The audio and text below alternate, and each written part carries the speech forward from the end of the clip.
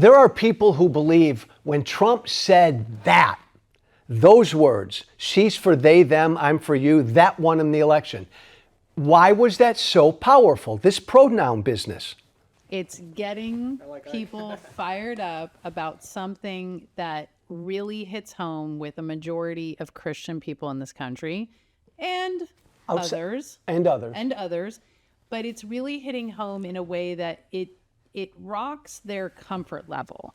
A transgendered issue is such a tiny percent of the population that it's insane to me watching this entire political season talking about this one issue that, I mean, really, this is what we are all talking about? It is not the biggest problem. You're right. But you're right. It rocks people's sense of security. Did the left, I'm just asking, because by the way, I'm newly woke on this issue.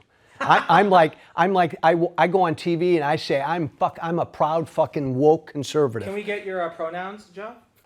I'm everything. They, them. I love this issue because I think the Democrats actually are on the right side of this issue. They're afraid to fight on this issue. Right. But they've been fighting the issue. So this is what lost them, is that they kept defending it. And instead, I don't think they did. I think Kamala wait. didn't say squat about it. Let me clarify. Yeah. The Republicans constantly battled against it. Yeah. And the Democrats didn't, they were still defending they, them and diversity and all of these things. So maybe they weren't enough. And you can have a lot of people, especially in LA, say it's not enough, but they didn't. They did. Give me an honest answer, though, everybody. Did the left, over time, I'm just asking, go too far pushing the pronoun stuff? I'm just asking. Yes. Because I want the left to win. Why they lost? Yes, they did go too far. Because what ended up happening is exactly what you said. People were not being seen by the Democratic Party because they were fighting for the little, small, tiny groups and making those the big, important parts of everything that they're talking about. And they're not fighting for the kitchen table issues, the economy, the price of groceries, and all of these things that this is like the blue collar people that used to go liberal. Can I give you one to yours, and then we'll go around with just one story.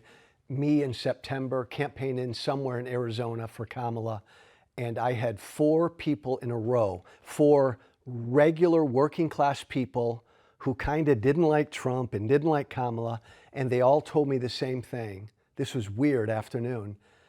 They all said, Joe, I know Trump's an asshole, but you know what? He's going to fucking bring the price of eggs down. All Kamala cares about is this pronoun bullshit. These were 4 regular voters who told me that. Yes, this is what not everybody, but this is what a lot of people in the country think. That exact statement right there. Is there any truth to that?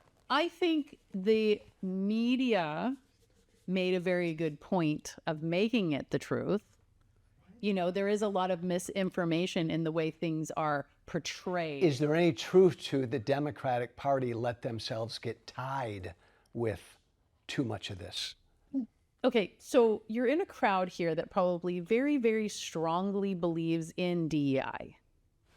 Okay, so it's hard. Same kind of an issue. So it's very hard, I'm sure, for anybody on this side to agree with the fact that it's wrong to be tied to it.